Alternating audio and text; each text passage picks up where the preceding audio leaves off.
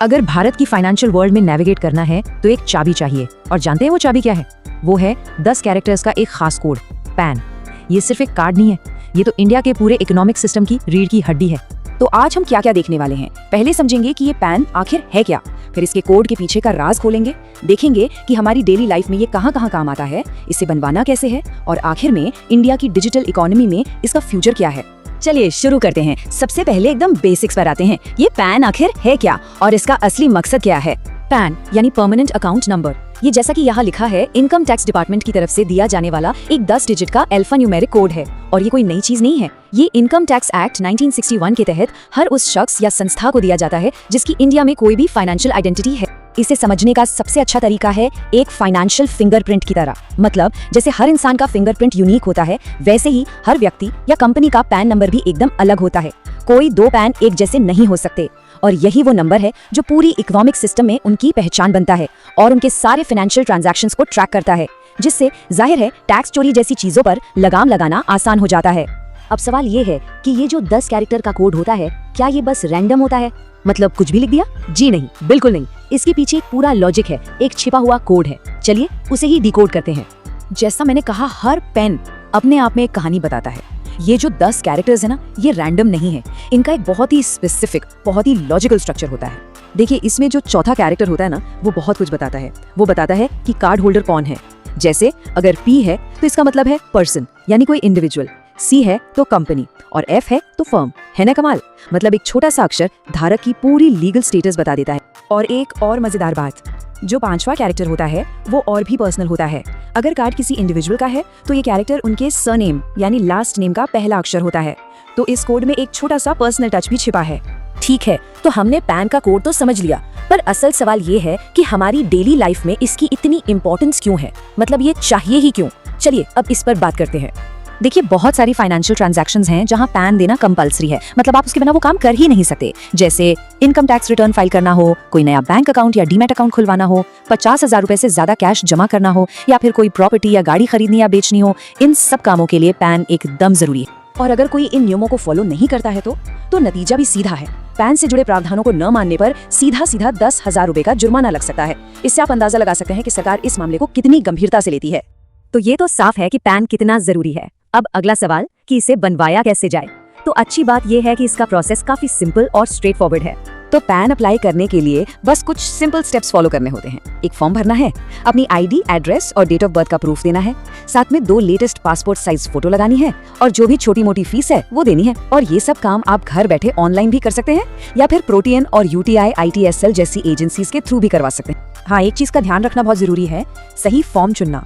अगर कोई भारतीय नागरिक है तो उन्हें भरना है फॉर्म 49A, और अगर कोई विदेशी नागरिक है तो उनके लिए है फॉर्म 49AA। ये बात दिखाती है कि पैन सिर्फ इंडियंस के लिए नहीं है, ये फॉरेन सिटीजन्स और इन्वेस्टर्स के लिए भी इंडियन इकोनॉमी में हिस्सा लेने का एक जरूरी जरिया है।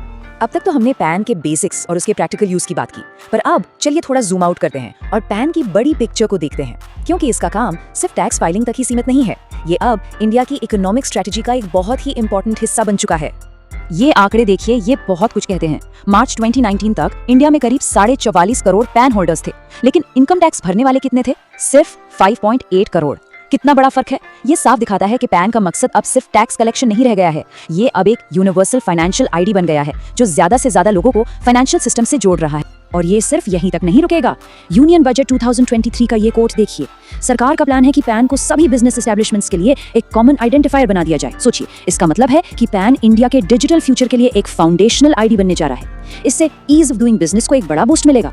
तो जैसे जैसे पैन जैसी एक सिंगल आईडी हमारी पूरी फाइनेंशियल लाइफ की मास्टर की बनती जा रही है, ये हमें एक बहुत बड़े सवाल के सामने लाकर खड़ा कर देती है कि डिजिटल पहचान का फ्यूचर क्या है, अगला कदम क्या होगा, और ये हमारी इकोनॉमिक फ्रीडम और प्राइवेसी को आने वाले समय में कैसे शेप करेगा। ये कुछ ऐसे सवाल हैं जिन पर सोचना आज के दौर में बहुत जरूरी हो गया है। नमस्कार, पैन 2.0 प्रोजेक्ट की खबरें आ रही हैं और इनके साथ एक बहुत बड़ा सवाल भी खड़ा हो गया है। क्या ये सिर्फ एक अपग्रेड है या फिर पुराने कार्ड्स को पूरी तरह से बदलने की तैयारी चल रही है? और देखिए, बात सिर्फ एक कार्ड की नहीं है, ये तो भारत की पूरी डिजिटल अर्थव्यवस्था की नींव से जुड़ा एक बहुत बड़ा कदम है। तो चलिए आज इसी पर गहराई से नजर डालते हैं। तो सबसे बड़ा डर शायद यही है ना, कि जो पैन कार्ड जेब में रखा है, क्या वो अब बस प्लास्टिक का एक टुकड़ा बनकर रह जाएगा? तो सबसे पहले एक राहत की खबर है। पैन नंबर पूरी तरह से वैलिड है और आगे भी रहेगा। ये कोई रिप्लेसमेंट नहीं है, बल्कि एक बहुत ही जरूरी टेक्नोलॉजिकल अपग्रेड है। लेकिन फिर सवाल उठता है कि आखिर इस इतने बड़े बदलाव की जरूरत ही क्यों पड़ी? इसे समझने के लिए हमें पहले पुराने सिस्टम की खामियों को, उसकी दिक्कतों को समझना होगा। देखिए, पैन की कहानी 1972 में शुरू हुई थी, टैक्स ट्रैक करने के एक आसान से तरीके के तौर पर। फिर वो दौर आया जब साधारण लैमिनेटेड कार्ड्स होते थे, जिन्हें नकली बनाना भी कोई बड़ी बात नहीं थी। ऑनलाइन एप्लीकेशन तो शुरू हो गए, पर पर्दे के पीछे का जो सिस्टम था वो वही का वही पुराना था। और फिर आधार लिंकिंग ने इस पूरे सिस्टम को अपग्रेड करने के लिए एक जमीन तैयार की। जो पुराना सिस्टम था ना, उसकी असली सिरदर्दी ये सब दिक्कतें थी, जैसे एक ही इंसान टैक्स बचाने के लिए न जाने कितने पैन कार्ड बनवा लेता था, वेरिफिकेशन मैनुअल होता था तो हफ्तों लग जाते थे, और डेटा तो NSDL और UTI TSL जैसी अलग अलग एजेंसियों के पास बिखरा पड़ा था, जिससे तालमेल बनाना बहुत मुश्किल था। पता बदलने जैसा छोटा सा काम भी महीनों का सिरदर्द बन जाता था। तो इन्हीं सब प्रॉब्लम्स के सोल्यूशन के तौर पर सामने आया है पैन 2.0। चलिए अब देखते हैं कि ये नया सिस्टम आखिर है क्या और ये काम कैसे करेगा। ये बदलाव कितना बड़ा है, इसका अंदाजा यहाँ से लगता है। पहले फिजिकल फॉर्म्स के चक्कर, अलग अलग पोर्टल्स, और अब सब कुछ पेपरलेस, एक सिंगल यूनिफाइड पोर्टल पर।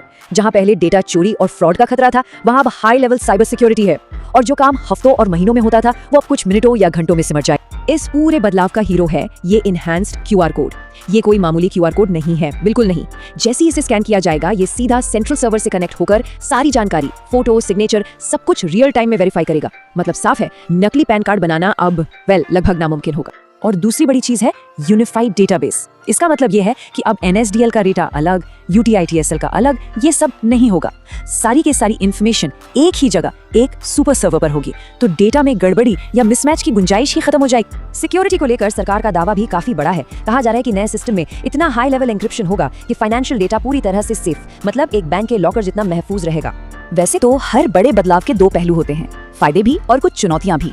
तो चलिए पैन 2.0 को भी इन दोनों नजरियों से देखते हैं।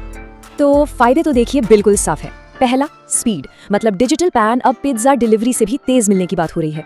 दूसरा, सिक्योरिटी, नकली पैन कार्ड्स का खेल अब खत्म। और तीसरा, बिजनेस करने में आसानी।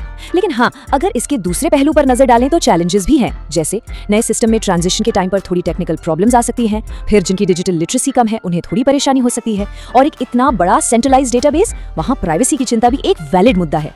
तो आगे क्या, फ्यूचर में क्या होने वाला है? और सबसे जरूरी सवाल, अभी किसी को क्या करना है? सरकार का जो टारगेट है वो इस पूरे प्रोजेक्ट को 2027 तक कंप्लीट करने का है। मतलब ये जो बदलाव है ये धीरे धीरे अगले कुछ सालों में हमें देखने को मिलेंगे। और फ्यूचर तो काफी इंटरेस्टिंग लग रहा है। जरा सोचिए, बैंक में KYC के लिए बस QR कोड स्कैन करना काफी होगा। पासपोर्ट और वीजा सिस्टम से भी ये जुड़ सकता है। और क्या पता आगे चल के चिप बेस्ड स्मार्ट कार्ड्स भी आ जाएं। तो सबसे अहम सवाल, अभी क्या करना है? देखिए, जवाब बहुत सिंपल है। नंबर 1, ये पक्का कर लें कि पैन और आधार आपस में लिंक्ड हैं। ये सबसे जरूरी चीज है। और नंबर 2, इंतजार करें। बस अभी नए कार्ड के लिए अप्लाई करने की बिल्कुल जरूरत नहीं है।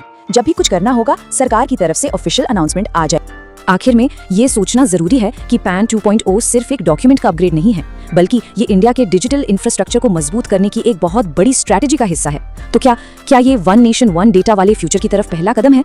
ये एक बड़ा सवाल है, और इसका जवाब ही बताएगा कि ये छोटा सा कार्ड देश के भविष्य के लिए कितने बड़े मायने रखता है।